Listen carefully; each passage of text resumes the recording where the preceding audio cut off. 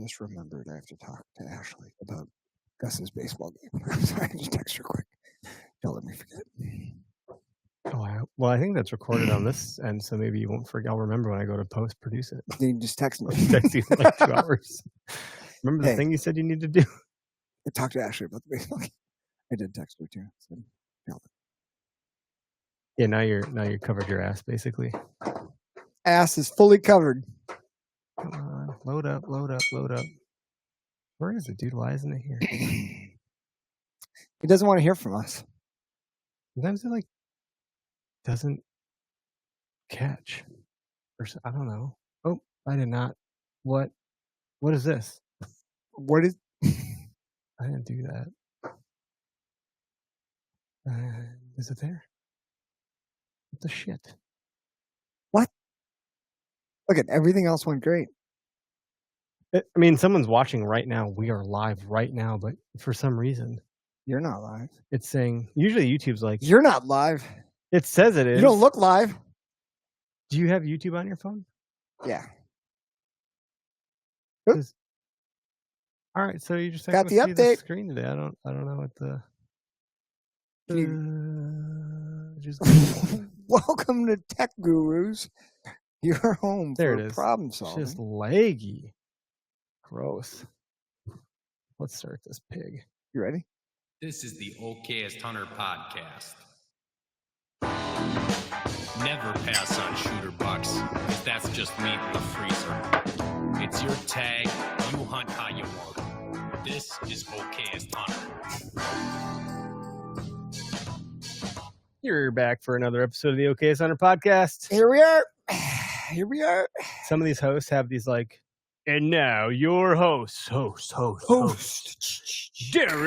Melkor. Oh, thank you. And Eric, the dumbass Clark. Hey. Woo! And we're just like, we don't know what we're doing. Hey, we're trying to get this live feature clicked on. Are these mics on? Welcome back to the show. This is the OKest Hunter podcast. We're in Oconomowoc, Wisconsin. Derek is from West Bend. Well, he's not from there, but he resides there. We had the whole conversation, the origin story. Green Bay is his origin story. Yes, that's the origin. Capital of the NFL. Yes, true. Fight me for that one. You're wrong if you disagree. Cheesehead Nation. Mm-hmm. And we are brought to you by Nosler. They are not located in Wisconsin. They are in Oregon. If you want to see a really neat film featuring Nosler and their actual manufacturing plant, you can go to our YouTube channel and check out our film, Forked Chicken. That's a good time. And you are going to be sending Nosler rounds downrange probably pretty soon because you got some new guns. Yes, we got just got the email notification that the 2 guns that I've been talking about that I ordered for the kids. In quotation marks. Yeah, which might come into play with what we're going to talk about a little bit today. But the guns are in at the local shop. I use Jay's Archery, which also sells some firearms, crossbows, all the good stuff. I'm up in Anago. Shout out to Brian. They have an FFL, right? Yes. I forget what that actually stands for, but like something firearms license thingy, majabber. So I had to get them sent there. So I'm gonna go pick them up and visit Brian anyway. He's a great guy. If anyone is in that area, Jay's Archery in Anago, you probably already know about it if you're in the area. But really, really good shop and really helpful guys there. But cool. Yeah, 20 gauge and a 350 Legend waiting to go pick them up. So we're definitely getting some of these right here. This is the 350 Legend from Nosler. So I'm gonna. Well, Gus will be sighting that gun in very soon. That's awesome. It'll be a fun. Is he going project. with you to pick him up, or is he just going to bring him home? Yeah. I'm sure we'll do like an up north weekend. That's pretty close to my parents. All right, so that's awesome, man. Yeah, super excited. And I did the FFL thing. Had a gun sent to Freedom Arms here in Oconomowoc. Super knowledgeable shop, actually. Like they know so much that I had to I was like glazing over. I was like, I don't really know what we're talking about anymore. I'm not that guy. Like they don't know me clearly. But boy, they sure really want to educate me. And what kind of that was for the turkey? Yeah. The turkey hunt. What kind of gun was that? Because I had actually not seen that before. It was a Jesus Christmas. I'm gonna have to think. Is it owned by Benelli? Spadu. I just want to hear you pronounce the name. I know you couldn't pronounce. Spadu. Yeah, Jared Gammas is going to jump on here and like wring my neck. He should be our next guest. Actually, we should get him on here because we want to do an episode about FFLs and all that stuff. But Yeah, I forget the specific model, but it was from SDS Arms. They're an importer, and it's basically a Benelli. And this is going to be incorrect, so anybody listening that's in the comments, feel free to course correct me Roast here. them. You can totally do that. Boom, roasted. I think it's like, if I go to Walgreens, I want to get Zyrtec. They're also like, you could buy the Zyrtec or you could buy the Waltec or whatever the what do they call it? I don't even know. I think it is Wallatin or some shit.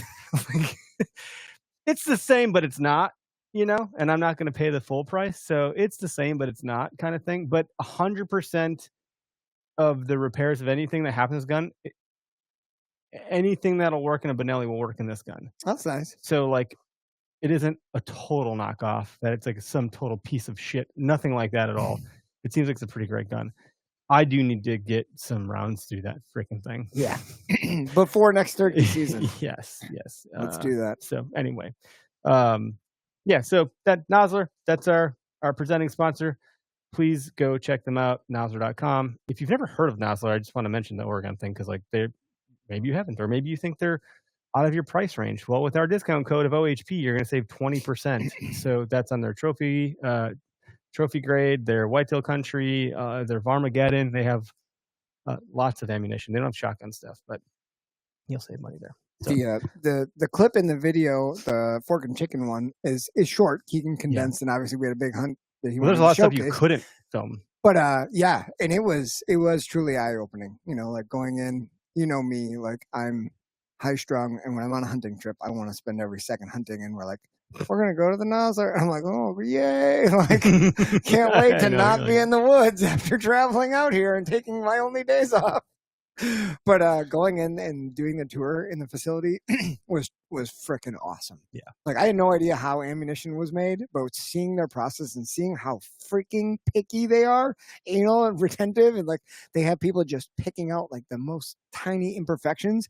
Like it became really apparent how they became the leader in the industry for what they do. Yeah, like it was really. So cool then when you did rack around, you're like, I know what went into you. Yeah. I felt a little bit more confident. And those trophy grade, I really like those trophy grade shells. That's good to hear. Yeah, terminal impact is like a term that I've heard a lot, which is interesting because like the word terminal reminds me of that show Terminalist. Speaking of my wife telling me about binging shows, Terminalist. Is that one you're amazing? I binged it like a year or two ago. I don't watch shows, I binge them. Like I will crush 2 seasons in a night. Because I can't not know what's going to happen. It's not healthy. I don't recommend it. I've not heard of that one. Eric, why are you so tired? Well, I binge watch something. I didn't go to bed. 4 in the finishing morning. The last episode now. Yeah, you could also binge watch the OK's Hunter Show. Season 4 will be coming out in September.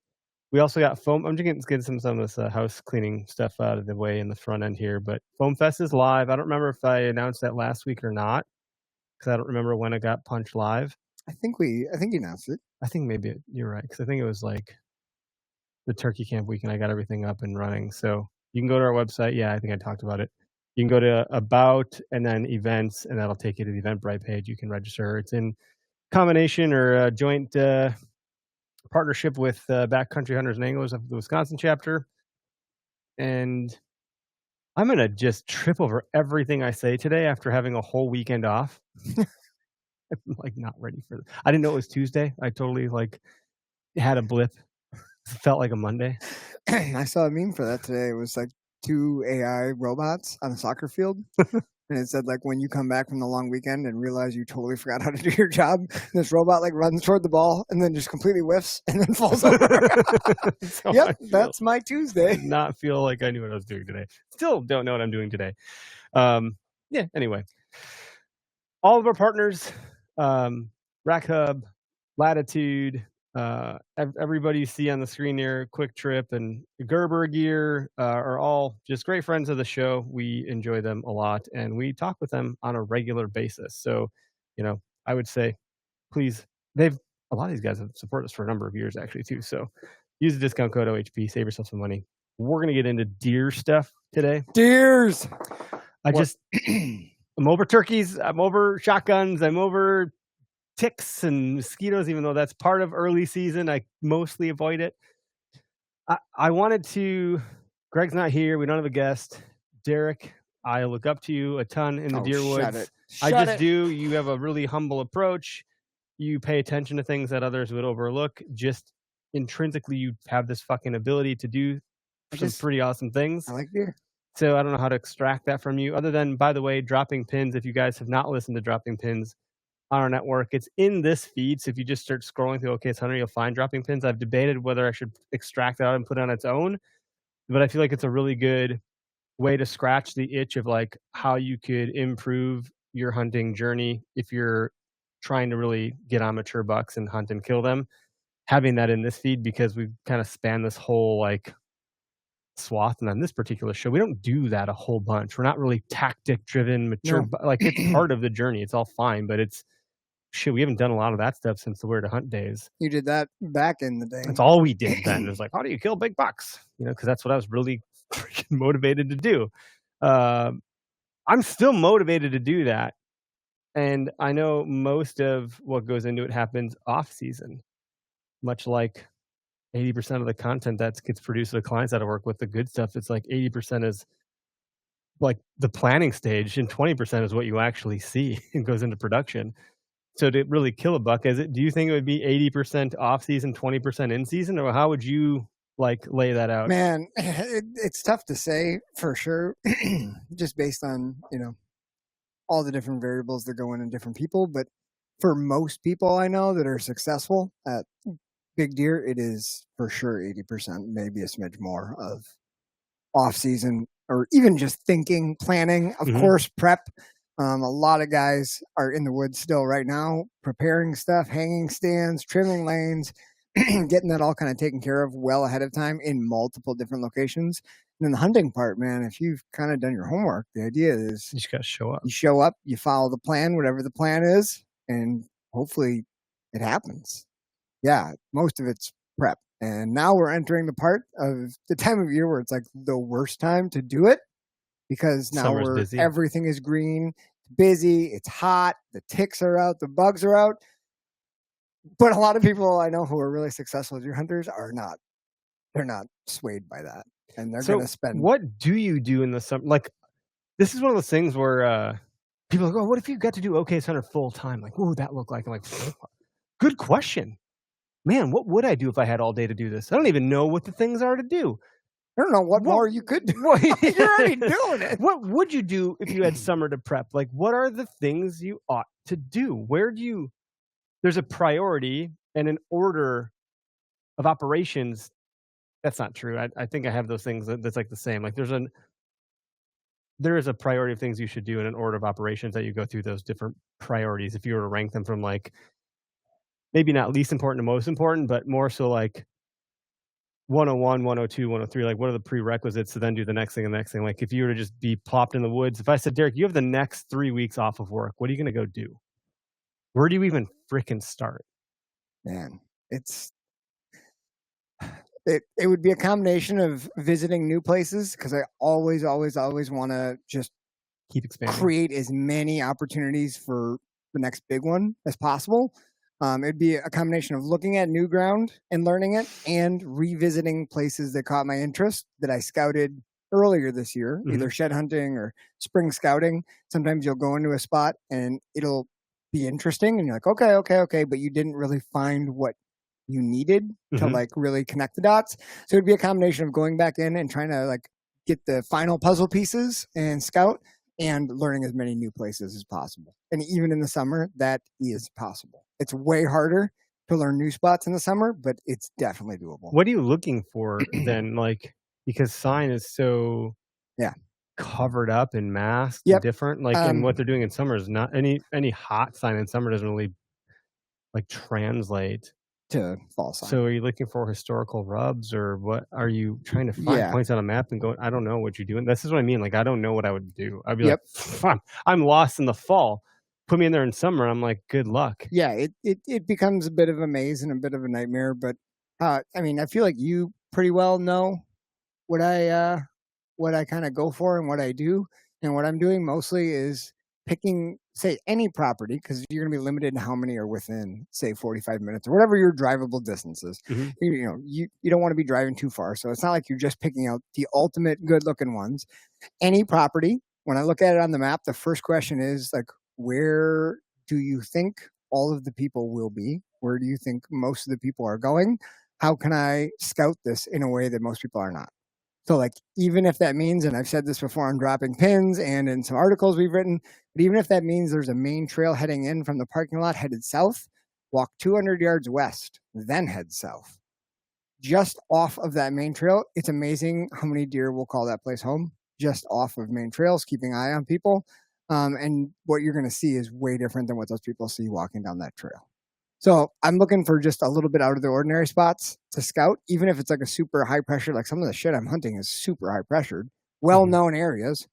You just have to think about it a little bit different or dive in a little bit different than what most of the people are doing. There's going to be other people doing it. Like folks like Infault have talked about overlooked Yeah. areas. I mean, there's like a famous story of it's famous, but like I was in the parking lot reading the paper, but I wasn't reading the paper. I was glassing a buck that I saw every other hunter walk past, and I killed that buck in his bed. You know, I'm not quoting here, but something like that. He's got a whole bunch like that. So like this overlooked spots, like getting off the main trail 200 yards west instead of just trekking south right away and then trekking south as an example.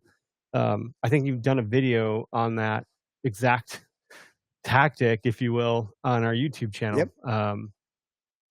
You've done it. That's a really creative way of thinking.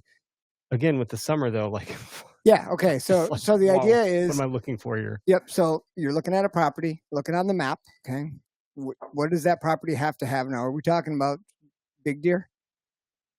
Right?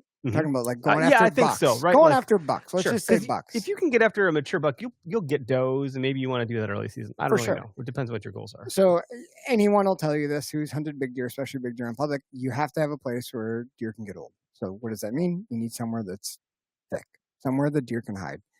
Around here, that's cattails, that's grass, that's buckthorns, that's sloughs and swamps. Hardwoods, not ever something I'm interested in scouting when I go to a property. I'm not going to look at the hardwoods. There'll be sign up in there for sure, but you don't know where the deer's coming from. I always go to the pockets that I think are going to hold deer. The thickest, best little transitions, the little pockets that you don't think anyone's going. Those are the only places I'm going on my initial scout. I want to see. If there's good deer in there, there will be sign around that. Deer bucks don't live in an area and not leave any sign. You'll either see big tracks, big beds, or my favorite, big rubs. Historical rubs, fresh rubs. That's what I'm looking for. Summer scouting, you can see the rubs just as easy as you could any other time of the year. You just got to be a little closer to them, especially if there's grass growing up. But if you find any pocket of aspens, popple trees out in these grassy areas, if there's a buck there, those will be rubs 100%. Buckthorn's a little tougher because they don't like rubbing buckthorn trees. I mean, they will, but they don't like it as much. But if you can find transitions where that buckthorn turns into popples or turns into pines or something else, there will be rubs if there's big deer there. That transition stuff, I've heard the hunting public talk about stem count in terms of like how much diversity in habitat or like vegetation there might be in a certain area. Are there tips that you've heard from others that you're like, that's valid, or I have adopted that, or like, nah, that doesn't really, like, don't waste your time? Like, what are some of the things that you've learned? The stem count thing definitely can be true as long as there's variation in the stem count. So just the number of trees or plants, if it's all the same type or like 2 different types, that is nowhere near as good as if there's 10 different types of plants in that stem count. Does that make sense? The more diversity you have in the ecology, the better it is for all wildlife, not just deer, but obviously deer are going to have more to browse.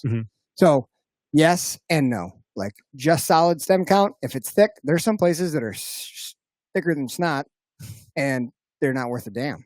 But you get to a place where there's multiple different types converging or near each other. It's like if you went to a buffet, it's like, yeah, I can go to this one spot and I can have all the types of food I love right here, you know, versus if I went to like a rice buffet. All you can eat rice. There's a lot here, but is this what you want all the time?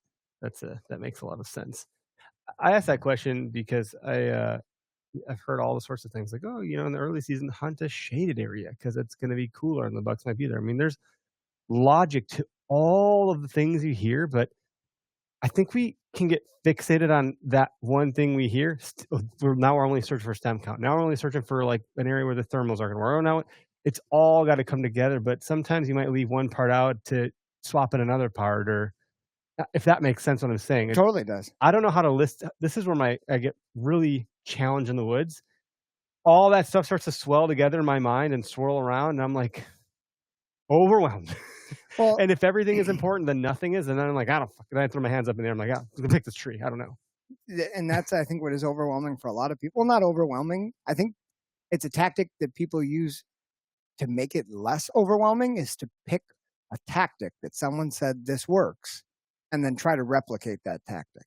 In the long run, I think that becomes more challenging because now you're looking for this one specific thing, which is hard enough to find freaking the general thing than just that specific thing. So like when I first got involved with the hunting beast and like was reading about what Info was talking about, like bedding, I was like looking at pictures that they used to post, like guys would post pictures of buck beds. Like that was like the Yeah, it holy makes sense. grail. Figure out where the I bucks wanted to are look first. at every picture. I'm like, where are they? Like, show me what the terrain looks like. Because I'm a visual learner. I'm like, show me. So then, like, when I set out to like start scouting that kind of stuff, my goal was I need to find as many just beds. Like, I don't care where they are if they're huntable. I just need to run my eyes over, and like, I'm gonna naturally start picking up what is the common denominator and like where they are. So that was my goal for like 10 years. Was just find every buck bed that I could. And then just kind of like take note of like why this spot. Dude, I still have a really hard time distinguishing a buck bed.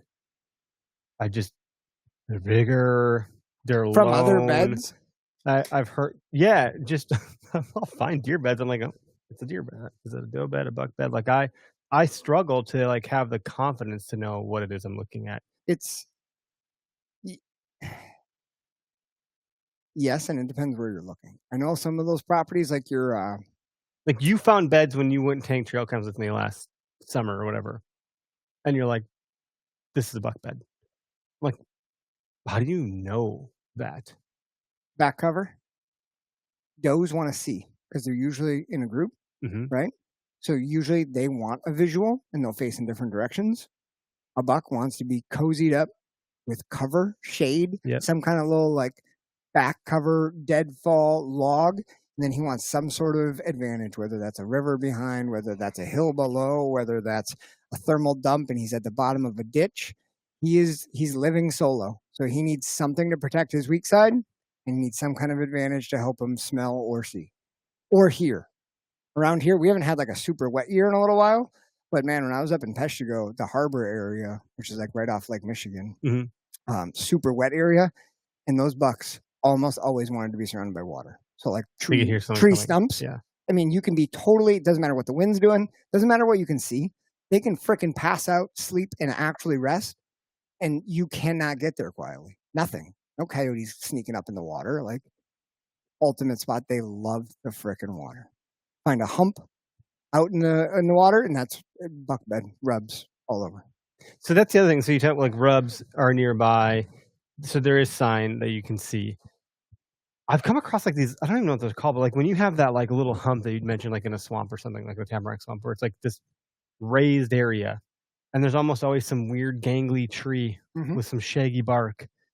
Oftentimes it looks like there's a bed there, and I'm like, is that just what this is, or is that actually a bed?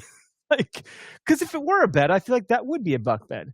Probably. And that's where I'm like, is it or is it not? Like, what do I know? And I know I'm not the only one that lacks this confidence, which is why I'm asking the questions, because those are the things that I'm not like picking up as easily or as confidently. And there'll be a lot of subtle signs too. So you'll like get to a location. It could be a bed or it might be a bed, and it kind of makes sense. Okay, there is like a backdrop here. You can always like get down, check the bed for hair. If it's got hair, even if it hasn't been used in a couple months, there'll probably still be hair in it, matted down. And look at the age of the vegetation that's growing in the bed compared to next to the bed.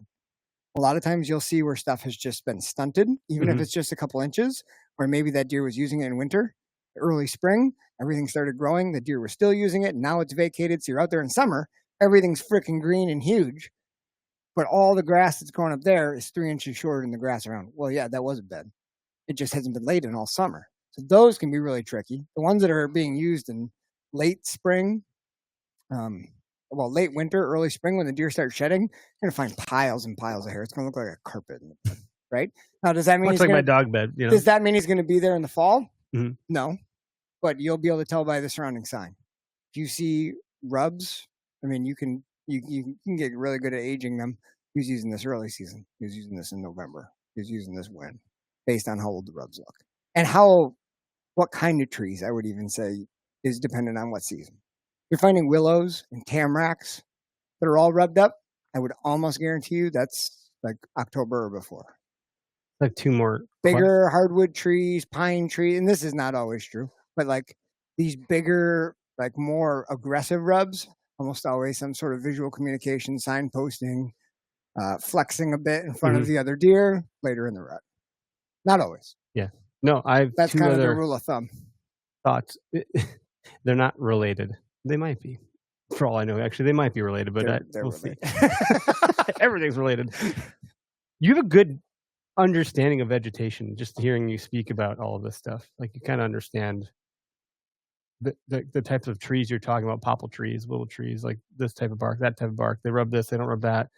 Like, how much time have you invested in learning that? Has some of that just been natural because you've been with your dad in the woods a bunch? Did you take time aside to like seek out how to study that stuff?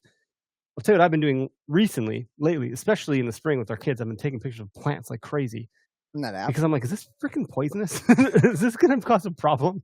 And I'm getting better at recognizing, like, I know what stinging nettle looks like because I've been stung by it. I know leaves of 3, let it be. Like, I've got some basic rules in my mind. I understand an oak tree. I know what their leaves look like. I know there's a red oak and a white oak, and I know the acorns. I'm getting there over time. Some people are really good at this stuff. If I could hunt with an arborist by my side, I think that would be a hell of an advantage. I mean, it definitely helps knowing what is what. I mean, I don't know that knowing the names is only helpful if you're relating it to somebody else, right? Like other information. But knowing the difference of like in this area, these are the kind of trees this deer likes to rub. Who cares the name of the tree? Like if you can find the tree, that's great. But like I would just say that being a really heavily visual person, like the tree thing just clicked. Like where some people are like, well, it's just a freaking tree. I'm like, well, no, like look at that. Look at that. Yeah, just look at the way it is. And it was just really important. And we have way different trees down here than we do up in Nicolay, and like everywhere you go, it's a little bit of a different story. But I would say, if you don't know your trees, the difference between a pin oak or a bur oak and a white oak and a red oak, you should probably do some brushing up on that. Look at some simple little books, do a Google search, you get the app that you can scan the tree, because I think all that stuff's super important. And eventually you get to the point where you just seen so many transitions and so many spots where deer like to rub. Like, man, I swear, like I can tell you where all the rubs are going to be when we're walking in the woods before we ever get there. I can tell you where the scrapes are going to be. Like, you can just tell. Like, but I made it my goal over the last 30 years to just view hundreds of thousands of miles of it. Like, that's been my goal, because this is what I love to do. Well, so I liken this to, and look, ladies that are listening, this isn't a total slant on you all, but let me just disparage my wife a little bit here. Let's do it. I'll be driving somewhere. You know exactly what I'm about to say already. I guarantee it, fellas. You're driving somewhere, and you know exactly. You need to go somewhere once, and you got it locked in. You never need instructions or directions or GPS ever again. If I go somewhere once, I know how to get there. It's done. It's locked in. My wife has no concept of no landmarks, nothing. How do we get here? Where are we? What? We've done this trip 1,000 times. How do you not know that barn is right here? Like, they just know that they've arrived. There's no. I feel like that is me in the fucking deer woods. I've looked at all the same hundreds of thousands of trees and stuff too. It is not registered and soaked in. I'm like my wife as a passenger in the car to a destination. You are the husband in this scenario that knows everything. It's locked in. Some of it exists for me now because of just the sheer repetition of osmosis. Like, it's there. My wife's subconscious probably has it all there. She's not accessing it. Like, it's probably all there for me. So I probably am acting on things that I'm not fully aware of consciously. And some of it consciously is there. But I find that to be interesting because some people lock things in. And I found this with you when you were like, that branch is broken and that shouldn't be broken at that height. That's a big buck. I'm like, what the fuck? Like, is this? It's like the freaking scene from the movie we were just talking about, Boondock Saints, before we hit record. Like, he's dissecting this crime scene. Everyone's like, what's this guy doing, man? Like, but he's right. Let me ask you a question. Most of the time you spend in the woods in your formative years, Was it by yourself or with other people? I would say there's a good chunk of it that was with my dad, and then with buddies. And you're a teacher, so I know that I think it makes a bigger teaching- difference doing it by yourself because you have no one else to bounce ideas off Sure. of. You have no one else to rely on. No one else to like. Well, Validate. they figured it out, or they'll Mhm. figure it out. Like I've done almost everything by myself in the woods, and I really do think that like forces you to like think about it harder. and Most of more. my time spent in the woods as a kid was starting fires in places I probably shouldn't have. You gotta be careful with that. Kids don't start forest fires.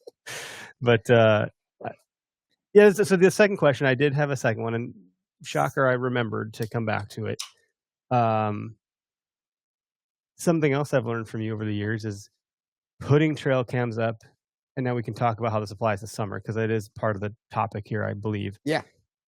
But you had taken a different approach of like not just taking inventory per se. I think maybe there's some of that, but also your unique thought process around just getting them in daylight. So bucks at nighttime, meh. And anybody posting trail cam pics nowadays for the serious whitetail hunters, the guys that have been at it for a long time, you post nighttime pics, people are like, doesn't count.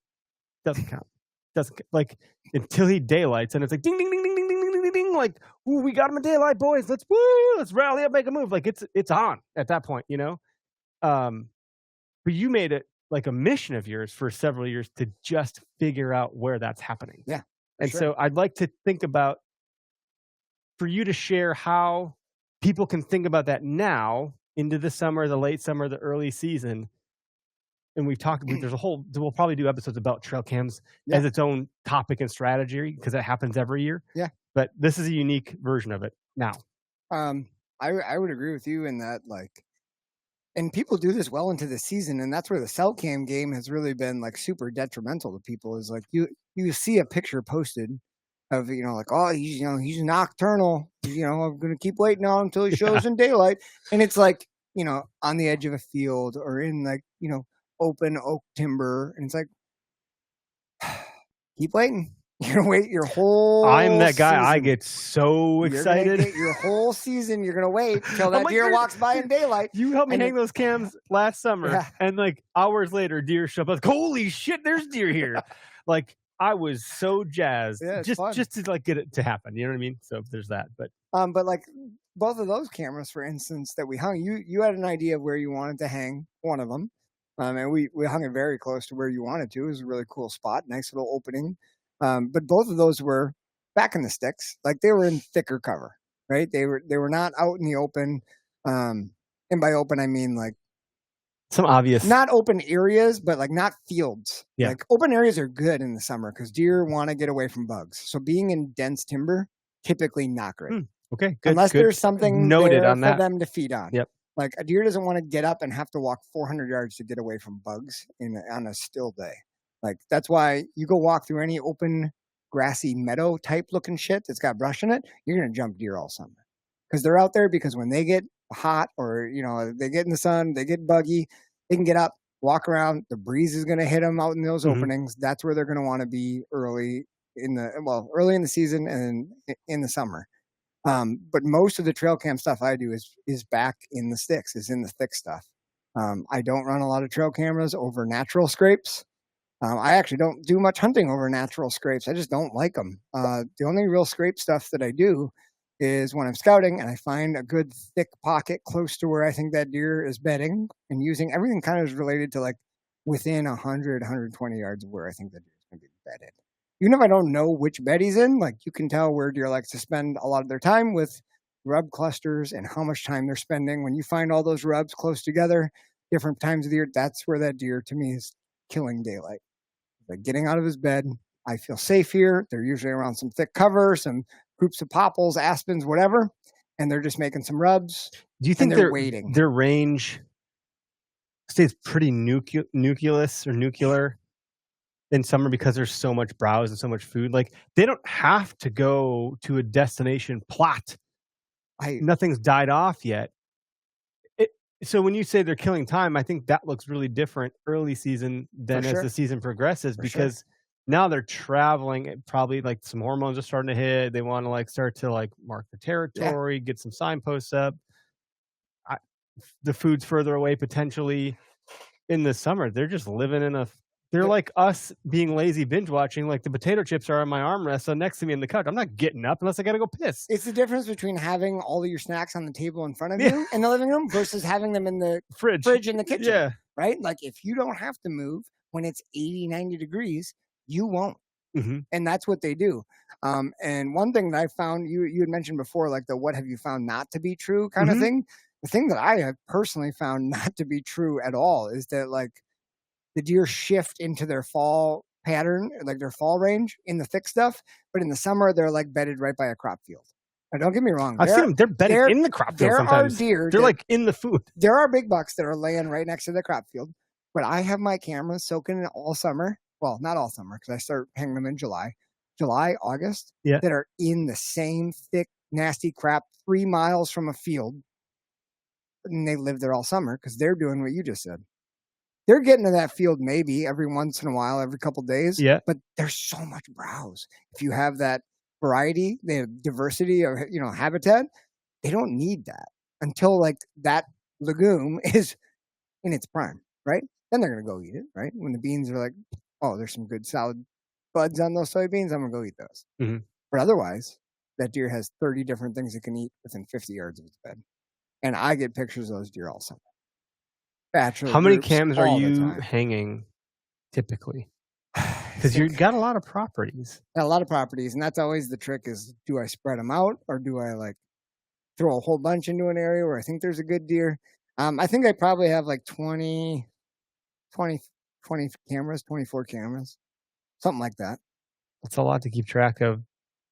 There's a Stoic passage. I think it was Epictetus that said something about, and I could be wrong. I mix them up all the time because I just listen to the Daily Stoic, and every day is a different freaking philosopher. So they're all blurred together in my mind. But they said something about like, if you're gonna read, don't read for quantity, read for quality. So like, don't read 100. Like, oh, my goal is read 100 books this year. Well, like that means you're probably gonna read some books that you aren't gonna like, or you might not really want to get through. And like now you won't, like me. I'm reading a lot of quantity. I'm not remembering what the fuck I read. Versus just reading like 3 good books for the year, or rereading another book, which I do a lot of that, mainly because I'm stupid. I need to hear something 10 times for it to really soak in. It really does help. So then to your point about like, I think you're hedging your bets, which is smart because hunting pressured land down here, I think up north is probably pressured too. Down here, it's really pressured. And so you need to have a lot of places to canvas to like slip in and go, or if you bust something up or you get your spot burnt out or someone else takes it. If there's another truck in the parking lot. There's that. Oh, that plan maybe goes down the chute. At what point do you think you are like mastering a property? Do you have any properties where you're like, I know that property better than the back of my hand?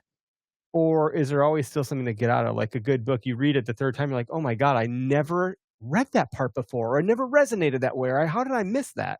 So the property that I put a lot of time into learning thus far, I've learned a lot. I mean, I've been on a lot of properties since I moved down here. But the one that I've really because I'm like, hey, do you see this one yet? I'll usually ask you first what you think of it. The one that I spent the most time on, I would say, yeah, for sure, is big, and it's got the stuff that can hold a lot of big deer. And figuring that one out has been tough. As a whole, it's probably really hard. Yeah. But there's probably areas you can zoom into. You break it down into little micro terrains and whatnot. But what I've noticed is every year it's changed. Nothing has changed about the habitat. There's no burns. There's no clear cuts. None of that. The deer are using it differently? But the buck bedding has shifted. Sometimes just 80 yards. But that's enough that if you're on any hunt before November, where you're counting on them moving in daylight, 80 yards is everything. 80 yards is everything, right? That's the difference of you not even knowing the deer was there. Mm-hmm. You think he was there, you never see the deer. Oh, he wasn't there. That's what sucks. When really he was just 30 yards away in the brush. You never know. But they have changed every single year, for sure. So I've got a couple spots where I know I can get their pictures. I know that they use these spots. One spot in particular, I promise you this August, I'm going to have bachelor groups of bucks walking through this one little slough, and then they split in different directions to go to different bedding areas.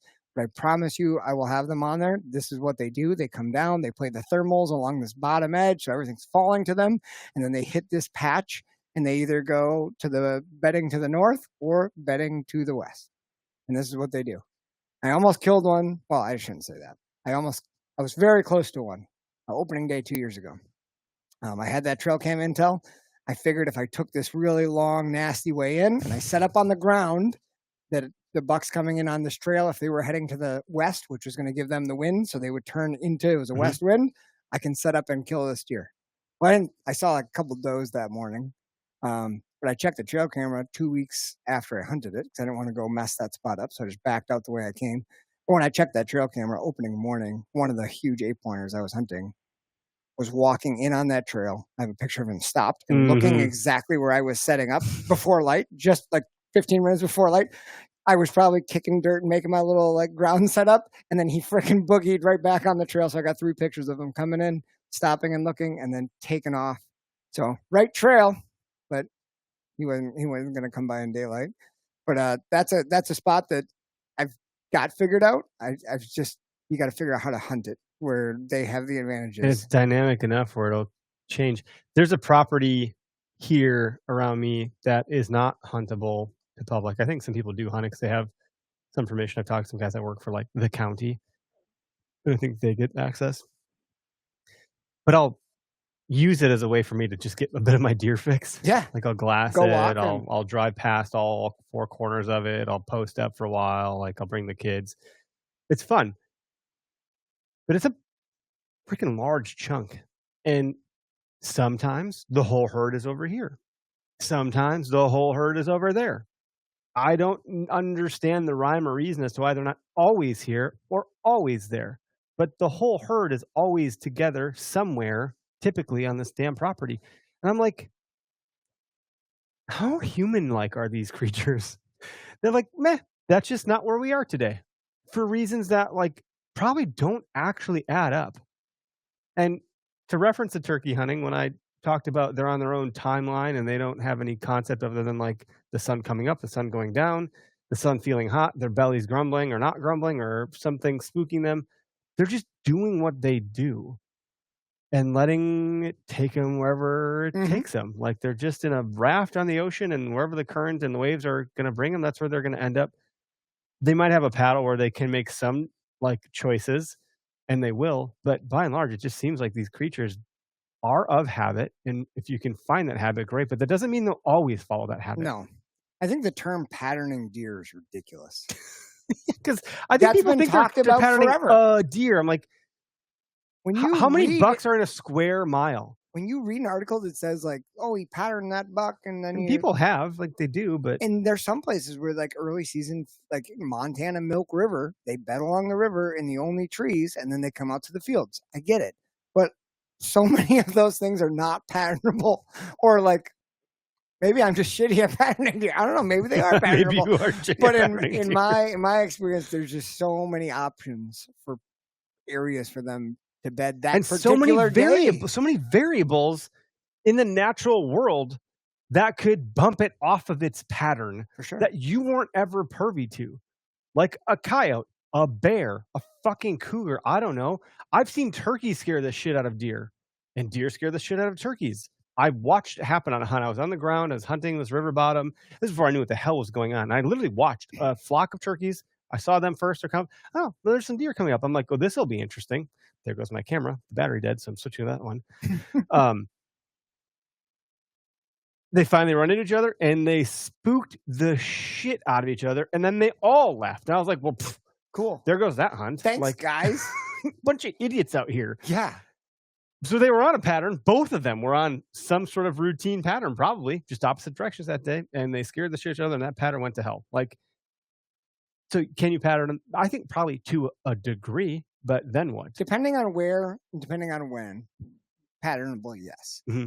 Any deer that I've ever hunted has not been patternable for me, from what I've seen. I did have kind of an interesting happen doing one of the episodes with dropping pins with Tony Van Asten, gentleman from Western Wisconsin. That's a who's hard area to hunt. insanely knowledgeable. Go follow him on Instagram and watch his stories. You'll learn more than anything else you could ever do. He was scouting yesterday and found a huge big buck layer. But he and I were talking on dropping pins, and I made a connection to something he said. He said one morning he climbed up in this big giant pine tree before dark just to observe. I think it was before season, because he had seen this big bachelor group and this one big buck he was hunting, and they were always coming in this one area, and he wanted to watch them from a distance. And he saw the bachelor group move through just after daylight. No big buck. He said, "What the hell? They're always together when they go past my trail camera, blah, blah, blah." No big buck that day. He said after like 30 or 40 minutes, he looked down, and the buck was laying under the pine tree that he was in. What? Like within like 30 yards of it. It was laying, and the buck had sat there, watched those other deer work toward a bedding area, and then, like the day winds in the morning can be really, really calm. As soon as the day winds started kicking, he said that buck got up, put his nose into the day winds, made a choice on where to bed based on the day winds, not whatever those other ones made, and then he went off to his own bedding area. And when he told me that, he's like, I think sometimes they just have a spot to lay for it to get light and let those day winds to decide where they're going to go for the day. And that hunt where I had that big one right underneath me on that public spot that I was really torn up about when I was in my saddle, that buck, I think, did the same thing. I think he was laying right at the bottom of this hill where most people access from. He was laying there in the dark. I made a huge loop around to try to avoid that area because I figured he was passing through there, but I think he was laying there right at the bottom of this huge hill where all the access is. So he would get all the thermals. And then about an hour after daylight is when he got up and worked his way right past me into the bedding area he was going to go. I think he was doing the same thing. Waiting there to make sure the coast was clear. Then he was letting the day winds kick in to where the wind's going to be blowing. Okay, I'm going to go to this bedding It's almost area. like if someone has not that I know about anything, but you think maybe someone has broken into your house. You're on your way home. You see a car out front of your house that is unfamiliar. You're like, I'm going to park a block away and I'm watch. going to see what happens. I'm not going to go home yet because could be a problem. I'm just going to hold back a little bit. I feel like there's things in that we do as humans that are probably similar, and this is probably a bad analogy, but there's probably others that may work. But you would maybe stop and assess before you make your move and give it some time. That makes sense. I don't know what to do with that information. It doesn't really help me. It's kind of one of those things that doesn't do much for me yet. Yeah, you don't have. It's okay. Good to know. Time. Good to know that he's doing that. But at the end of the day, he's still in the same general path from food to bed. Maybe just stop short somewhere, which would be good to know. But I don't know. And what that tells you is it informs your access. Yeah. Okay. If you know that a deer is doing that, and he's going to put himself in a place that most people, he's going to be able to smell them 500 yards before he ever hears them, sees them. Mm-hmm. But just how that lays out. I mean, when I thought, as soon as he said that, I was like, Jesus Christ, Jason Bourne. I was like, Jesus Christ. It's perfect. Because anyone who comes in there is, if they go that direction, is there's huntable hardwoods back beyond that. Mm-hmm. But if that sucker lays right in that low spot, he's going to frickin' know anyone that's coming. And then there's those bedding areas. I mentioned that trail that splits. It's not that far from there. And he can just take off in whatever direction he thinks is going to be safest based on the wind that day. And then what does that mean? That day, when you go in for evening hunt, which was the best wind, which bedding area works best for him to figure out where you're at based on that wind? Well, that's the bedding area probably. Because he's not going to the frickin' one that he doesn't have an advantage in. Then you just got to figure out how to frickin' hunt that. Yeah, it's hard. If I could study a deer for a whole year and watch everything they do, and a deer in general, plural, I suppose. Not all deer hunting is hard. Not all deer hunting in the rut. Hunting mature bucks is really hard. Outside the rut. Yeah. It's hard. It's not easy. But even if I had all the intel, putting a plan to action, getting boots on the ground, and being in the forest and making all the right moves, when you don't have the precise, clear picture of exactly where it is, or even that he is there, it's so. I think that's the addict part. That's it's fucking gambling, dude. It is. Am I gonna get it right this time? And the payoff is so rewarding. The dopamine hit you get is it's like the casino. If you're into that stuff. Isn't it crazy how you can fail 300 times, but the one time you get it, you're like, I'm doing this forever. Like, I only ever who failed cares? for I have years. failed for 30 years. I'm doing this I love this. And the close calls when those sevens almost line up and you're one way, you're like, oh, fucking right there. If it just moved, I would have won 50 grand. Did you see I almost won? You can talk yourself into a lot for almost winning, right? You're like, oh man, I'm a master. I was covered in bucks on that hunt, covered in them. I even got to draw back, like didn't happen. I almost had it. And that's the shit that'll get you like in it. That's where I've been the last several years. And that's what drives you nuts when you've got a nice deer close to you. And that's where like that whole idea of like forcing it, like but then you feel like you need to. But like you need to, because like Jared it's Scheffler so said this odd once. He and said, in between that it freaking happens. Yeah. What did Jared Scheffler say? He said like, oh God, it's on. I have it quoted somewhere in the Another bush light, please. Right. There's that. But he said something like, he talked about hunting aggressively, but knowing when to get aggressive. Yeah. Like, yeah, you can be patiently aggressive, but there's a time when you need to make the freaking move. And knowing when to make that move is something he's like, I can't teach people. That's something you just get instinctively after doing it forever. Yeah. And that guy's got so many reps in that he understands when he can be aggressive versus passive aggressive. That makes sense. If you've watched his videos, that makes perfect sense. Yeah. It's like for you, like there's probably a time when forcing it could be aggressive. You could be like, no, I know what move I need to make. I need to rally around real quick and like I can get him. I can get it done. And there's sometimes you just got to watch him slip away. The big one that I ground stalked, my biggest buck. That was aggressive. That was aggressive.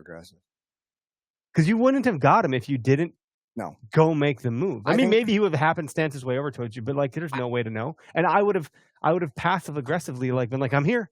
And I would have counted that as a win for me. I think a lot of people would have. I think a lot of people think it was crazy that I got out of my stand with that buck 90 yards away when he could, all day in front of me. But I just, knowing the terrain, knowing where he was and what the wind was doing, I was like, it took me 20 seconds to analyze. I was like, there's no way he's coming to this tree. He's either going to go that way or he's going to go that way. So the idea was put yourself in a spot where if he leaves and goes the way you think, you're going to get a shot. I wasn't attempting to shoot him in his bed. The opportunity just kind of was like, oh, he's standing. I made it to here. If I make it to there, mm-hmm. I can put an arrow in this son of a bitch. Then it was aggressive. That's wild. The whole story was pretty crazy, man. That was fun. That was a good year. That was the year I got my buck. That was a great year. That was a damn good year in the books. That was the year everyone's like, you guys got to change your freaking name. Maybe for a year. And then we get humbled real quick and we got to go take it back. Hey, this is a good year. You got a buck?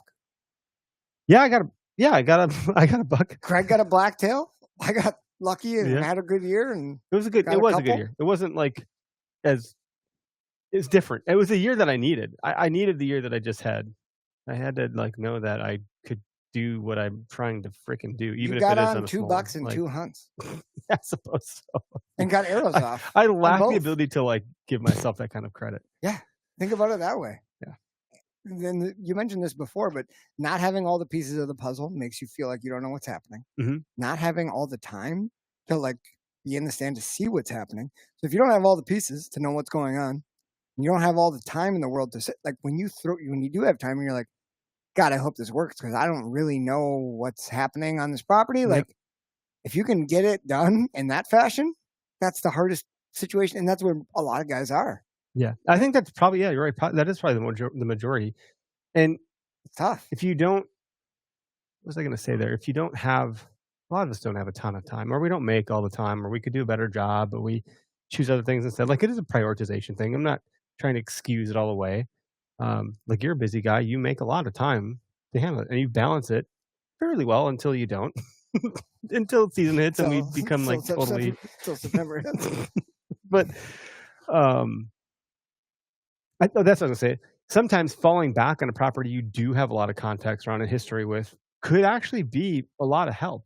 And I think that's where, like, for me, proximity and knowledge, those two things put together allows me to have probably a better hunt than I would have if I just went to try to do something expansive that I haven't really done before. Oh, for sure. But I also like learning and doing new things. And those have been the most traditionally successful hunts for me. Even the property that I have history with now, the best sits I've had there were the first ones. That's wild. And now I have this knowledge and I've like, I'm predisposed to go back to what I thought worked before, which is stupid because like the deer are using it probably differently this year. I don't Man, know. I- It's really interesting. There's a really it is very strange, but it's exactly what you just said.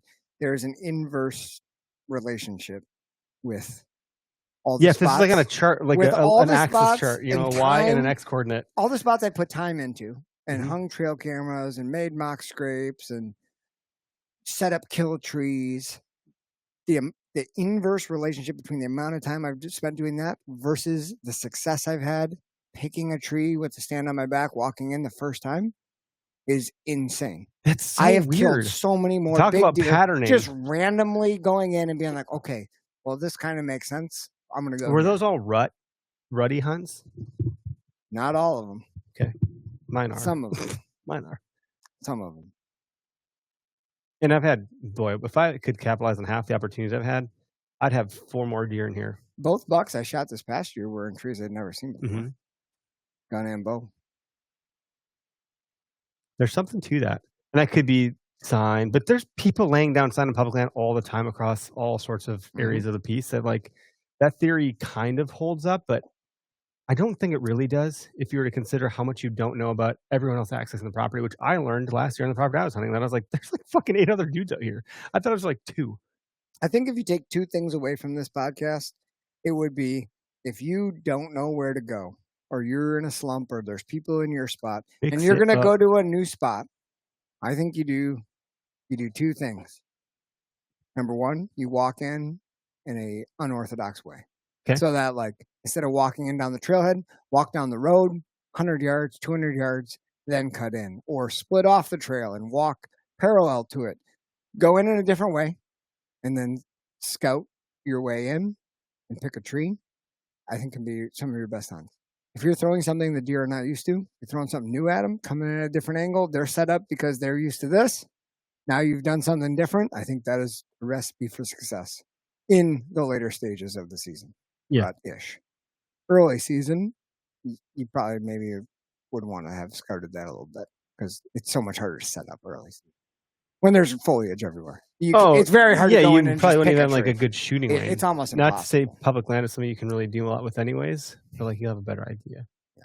I mean, even last year, the first hunt I took before I went on 2 vacations back to back in the middle of hunting season, I think the trail cam, one of the 2 trail cams you had helped me set up stopped working. Mhm. Like the batteries went from like 70 to 0, like with no warning. They were just dead. I think that's what happened. And so I wanted to retrieve that cam, but it was getting dark. I was like, dude, if it gets dark, I'm not going to find this damn thing. It's been too long. So I did what I shouldn't have done. I went in to just figure out where the hell the damn thing was. And I was like, okay, I have a visual. So then I set off. I was kind of hunting the trail cam a little bit. Wasn't the intention. I just knew I wanted to go beeline in when the sun went down. I was like, well, I know the bucks are moving through here. Like, I'll just sit up in the grass here, and if something comes through, a freaking doe walk the literal trail. Does the trail cameras on? Yep. And I was gonna like totally stick an arrow in her, but I did what I shouldn't have done, which is I shouldn't have gone up to the camera. But I was like, I want to know what's going on with this fucking thing. And I laid my scent down, and she stopped right on my scent trail. It wasn't the wind; it was where I had stepped, and it told me that like, okay. And that happened with the buck that I took a shot at last year and hit and couldn't recover. He stopped on my scent trail, which put him a little bit more on alert than I was. If he wasn't so alert, I could have got a shot on him earlier. I still got a shot on him, but it was like that alertness kind of set his like senses up a little bit. He didn't find me, he didn't smell me, but he knew something was recently there. Same thing that doe was the one that blew at me for like 40 minutes. And I couldn't see her. I kind of could make her up, but there was no shot opportunity. And I later figured out she was blowing because she had a young one with her, so she was probably trying to protect her fawn. So probably decent that I didn't shoot her because like my wife would have been like, "You shot a mom," and whatever. But shit works, man. Sometimes that reminds me of a story, and I don't want to get too convoluted because it's not my story, so it's hearsay. Mm-hmm. But my buddy Adam, who we've talked about many times, who has gotten into hunting like 8 or 9 years ago, he did something a couple of years back. Shot his oldest buck with the bow. In a spot that he and I both knew pretty well. We had walked in and scouted it together. He had actually found an apple tree that I didn't know was there. And I hunted it for a year, and then I was like, dude, I'm moving. Like, you should take over this spot. It's a good spot. And he went in, scouted it. We scouted it together. He found this apple tree, hung a trail camera early season. And he was getting a couple nice pictures. And then season opened, and he went in there on his lunch break, or no, it was like a Saturday. But he went in there midday. He wasn't sure where he was going to hunt that night, so we had all this hunting shit. He had a couple different properties that he was thinking about. He's like, I'm going to go grab that trail camera, see if they're using the apple tree. And I get a phone call at like noon. He's like, dude, I don't know what to do. I was like, what's going on? He's like, I'm at that property.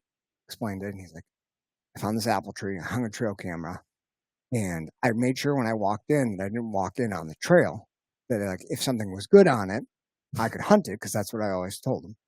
And he's like, but the deer is circling. He's not going down the main trail. He's circling downwind and coming into the apple tree. And he was here like last night at 4:00. He's like, I'm like, well, hunt him. He's like, problem is I walked over the trail because I didn't think he was using this one. And like, if It's nice in his head he about goes, it. if I hunt my normal spot, I wouldn't be able to shoot him before he hit my scent. He's like, what do I do? And I was like, you know what to do. And he was like, I need to go back and get my stand and set it up where I can shoot this spot where I just walked. And I was like, 100% you do. So he did that. He went right back to his car, back out, got his shit. There's like no good trees there. They're all dead ash. So he sets up in this dead ash like 35 yards away, because the furthest away he could get where he still felt comfortable, where the buck wouldn't see him.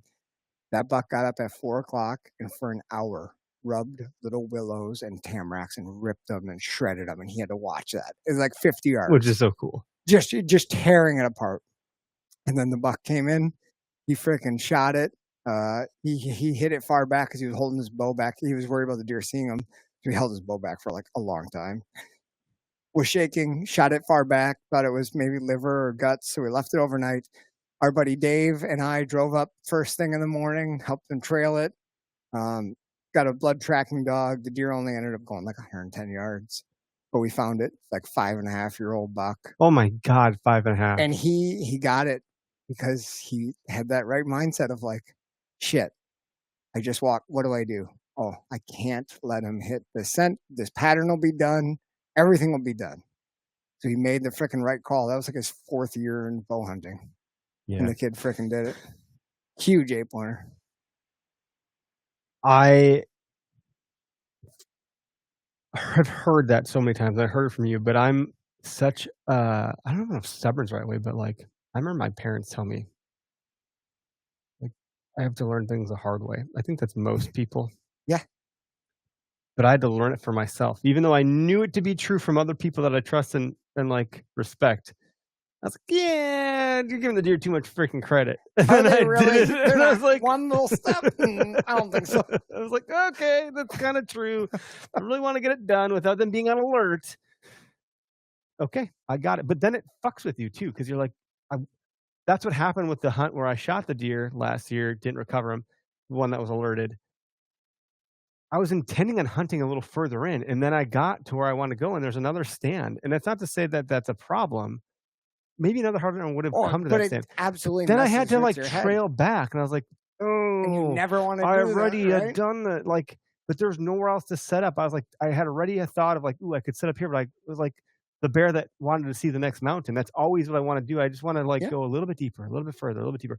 Greg Tubbs has like scolded me for that. I'm like, yeah, but I don't want to go a little bit further. I want to set up right here. Because if I keep going and I change my mind, now I'm fucking stuck. And if it's not good or better, then what? Now I have to go back. Now I've just laid down scent everywhere.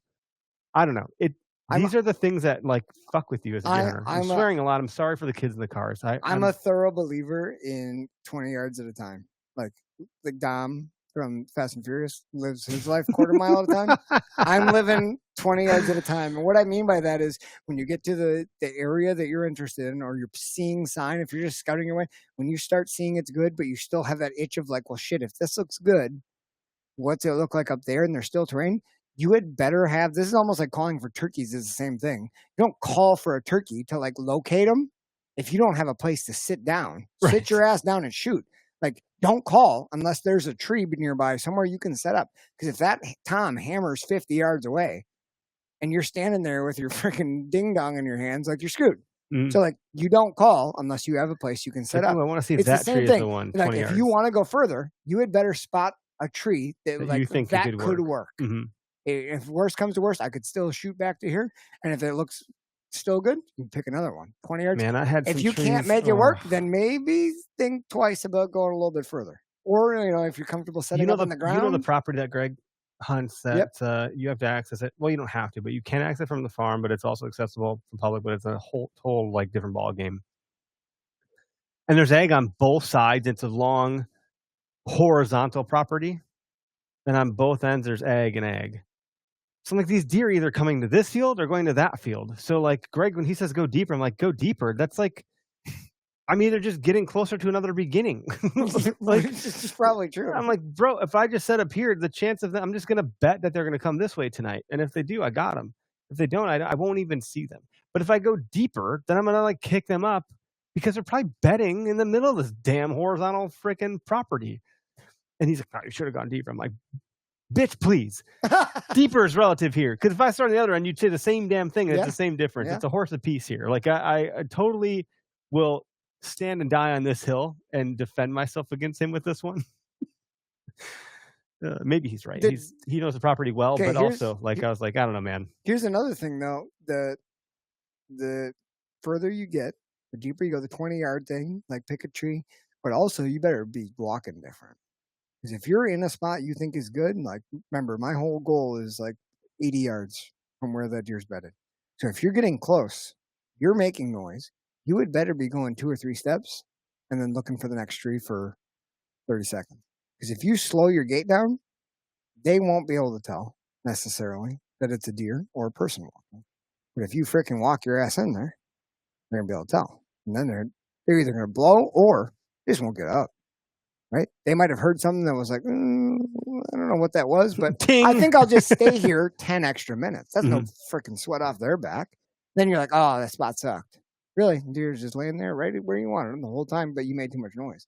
So as you get further in, be looking for the tree, but you'd also better be walking way quieter too. Like you need to slow your ass down. If you are in the assumption that you are walking close or near to a bedding area, which in that case, anything is bedding in there. Oh, it's a jungle in there. The whole fucking property is a bedding area. I was gonna get lost. I was like, not even an aerial search is gonna find my ass in this stuff. It's disgusting in there. I actually don't know if I ever want to hunt the property again. But slowing you down does 2 things, right? Obviously, it masks your noise, helps you sound like a deer, and it's going to allow you to see those little things you were talking about before, like, oh, that branch is broken up here. Sure. Like, it's going to allow you to pick up things like while you're waiting. So I should just get high and then go to the woods because that's the only way to slow my. You're going to get on that level, yeah. Like whoa. A lot of people are reading Whitetails. There was a big demand for that. Just let me tell you here real quick about my perception of time. It's like I don't have any concept of time when that's going on. I really feel like, I've been hunting for a long time, spending a lot of time in the woods.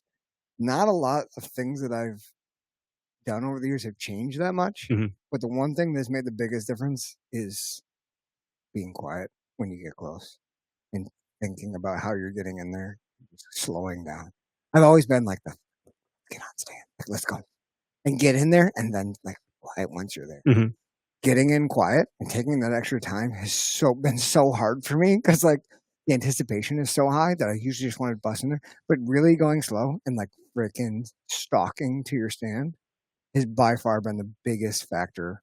That's good to hear. Of changing success. Because like I've also had deer come up on me like, well, I'm still getting set up, and I'm like, what? How is this possible? I've been making so much noise. Like, how have you not? That's happened to me several times. Now, that being said, I don't know that's always been a big bug, except for this one here. I thought for sure I scared every damn deer out of there, but I was also like pretty close to a residential area, so it probably didn't matter that much. Metallic noise matters. Sure. Brush noise, as long as it's not a human gate, they get curious and they might come in. Good episode. So summer deer prep starts now. God damn it! Now I'm all fired up. I'm going scouting tomorrow. Summer deer prep starts now. If you don't know what to do, this is a good episode to listen to, share with your buddies or whatever. I don't know. Maybe we'll write an article about it too. But when are you hanging cams? Do you still have cams up from last year that you got to go take down or anything like that? I have 3 cameras from last year. The only reason I have not taken them down, normally they would have been down. They're up north. Okay. I hung them for gun season. I think I hung them in the video, the Big Woods scouting video on dropping pins. Yep. Hung them. And I just haven't had a chance to get up there and get them. So now it's going to be. Are you kind of excited to see them? It's gonna be You a think they're fucking still- nightmare. No, I think they're better. It's gonna be a nightmare though, because they're on the edge of what was a really small clear cut. Is now going to be like a 9-foot clear cut by the time I get up there, but it'll be okay. Normally I hang cams sometime in July. Okay. The idea is hang them in July, hang them in a spot that you expect a deer to walk by early season to hunt, Mhm. and don't check them till you go in with bow in hand. Okay. Hang them in a spot that you can get to without crossing the trail. Check them for your first time. Look at the last 20 photos. A big buck's walking by, you hunt right there. If not, you move to the next camera. I dig it, dude. That's my It's philosophy. good stuff. And you're a killer, so like I don't know, you have a good sense of how to hunt. Everyone is different, and you should do what works for you and what gives you confidence. I personally found a lot of what gives me confidence around waterways. I enjoy that. I like that. I like the water access. I like paddling versus fucking trudging through shit. Way I better. have a lot of appreciation, but you do a lot of water access too. We've done it together. We've canoed into a Well, property. that was mostly. That was bullshit. that Actually, was mostly that land was- access. you sold me a false bill of goods. I just wanted to give you the. "Hey, we're gonna canoe canoe into this area, Eric, but first we gotta like carry the canoe a mile through some shit." I'm like, "What's happening now?" Just wanted to test your metal. See what you made. I was on a run the other day. I took You were the bike amazing. trail, the bike path, and I saw these two dudes like rolling in a john boat down the bike path for like a mile, and then cutting into where I know there's a lake. And I'm like, "What are these dudes doing? Are they gonna get this boat through?" And right before they got there, I saw some other guy cross the trail from the subdivision with a kayak. Really? I was like, "What is going on over here?"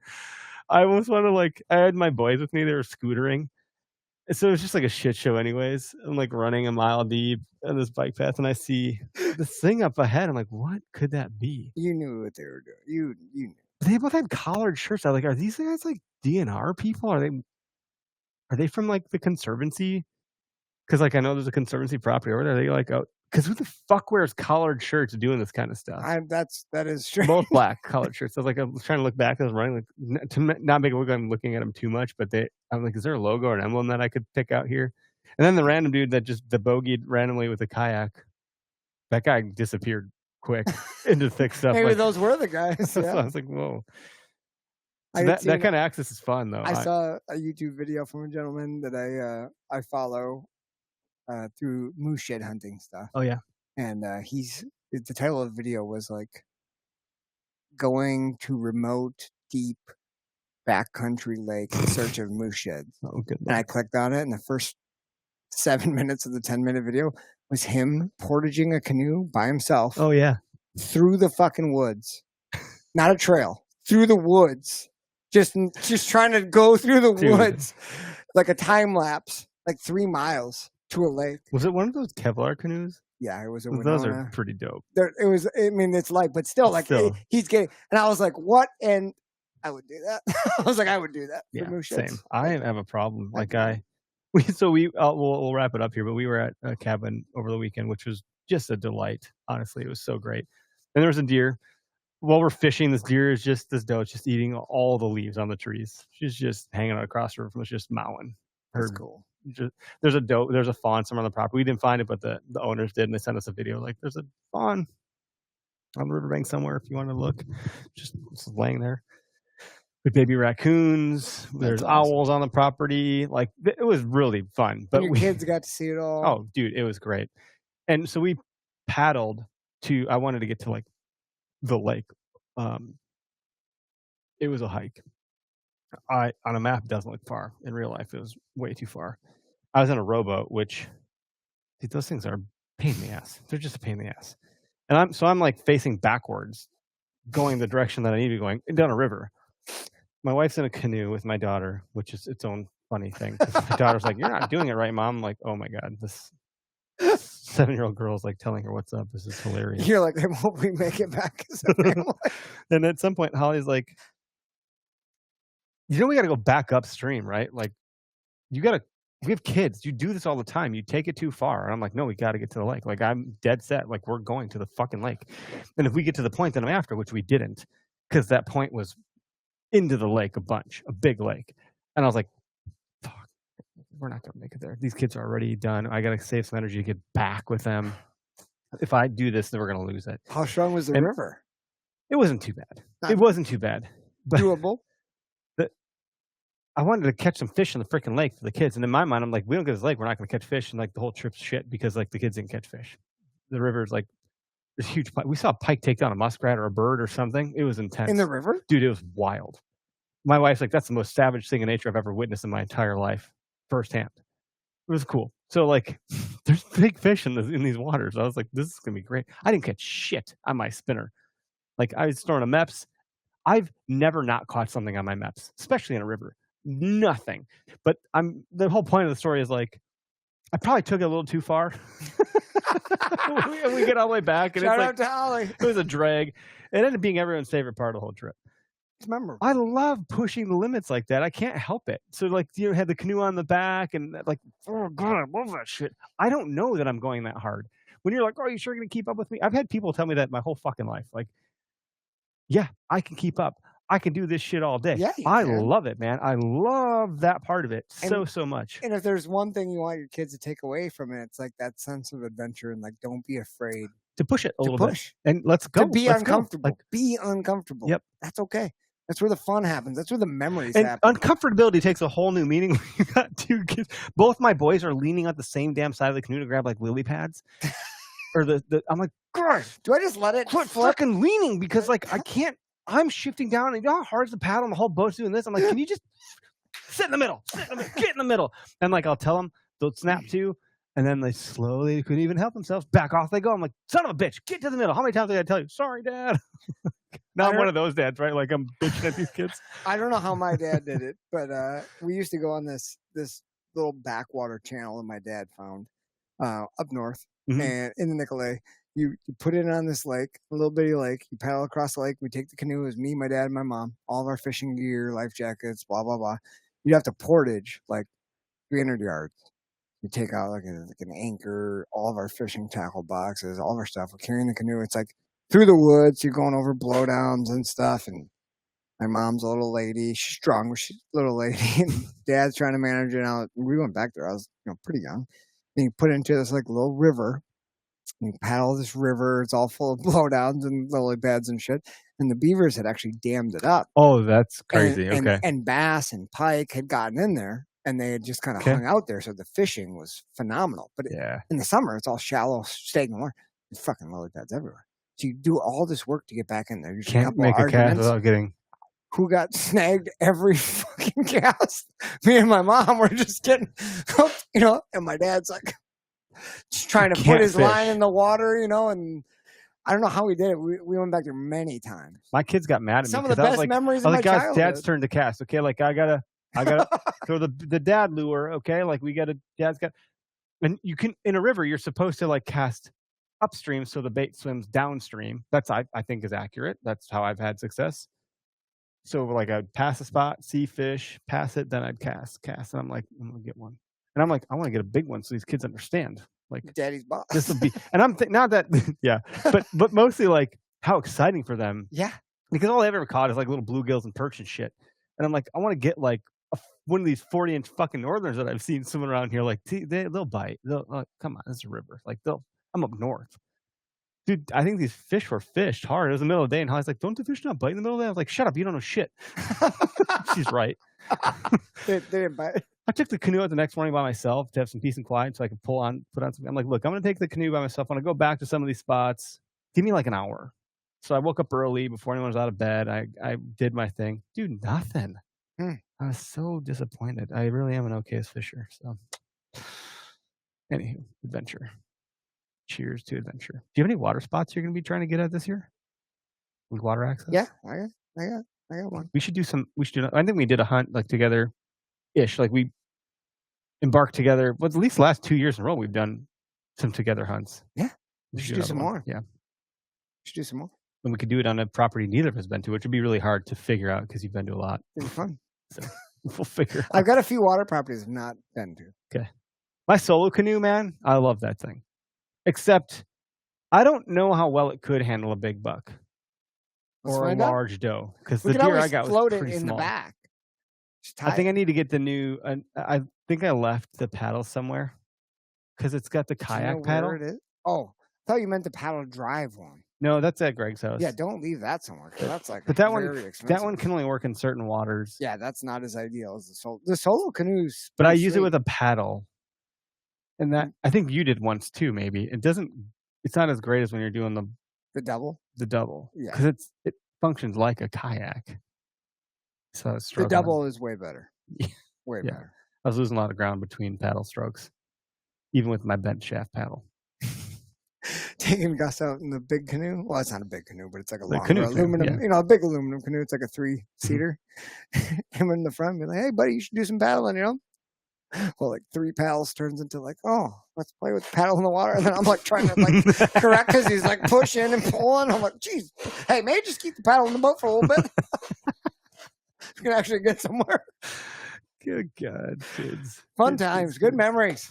Good Woo. memories. Yeah, I love it. All right, folks, thanks for tuning in. Hopefully you enjoy the show. If you do, I don't know that we get a bunch of reviews or ratings, but like it'd be good to hear from you guys. Let us know what you think of the show collectively as a whole. I think if you want to leave your deposit on Apple Podcasts or Spotify or YouTube, let us know how we're doing, what you want to hear. We are looking at bringing a few different guests on that are a little bit more local that you probably don't know or have heard of, that are just guys that we think are good dudes doing some cool shit. And check out the network. The network is flourishing. It's doing well. Summer's hitting, so I can tell some folks are kind of like taking the foot off the gas a little bit, which is totally acceptable and fine. I'm trying to put the foot on the gas. If you guys have recommendations for dropping pins, my summer break starts in 3 weeks. You're ready to go. So I'm ready All to right. start talking whitetails with people. So if you guys have anyone that you would like to hear from, or people you think would be good guests on dropping pins, please drop Eric or myself a note, and we can try to make that happen. Oh, I would love for you to talk to my cousin. Oh, I would don't love know to if we talk could- to your I don't cousin. know if we could get him or if we'd have to do it like as an alias, but I would probably listen to that episode on a repeat for the rest of the summer if I Let's could do get it. that done up. Make that See happen. if I can. I mean, I don't know if I have any sway. You're his cousin. Well, I know that's the problem. I don't have any He knows sway. what I do. All right, folks. Have a good week. Welcome back to reality and student summer vacation. So we're gonna get out of here. Adios. See ya.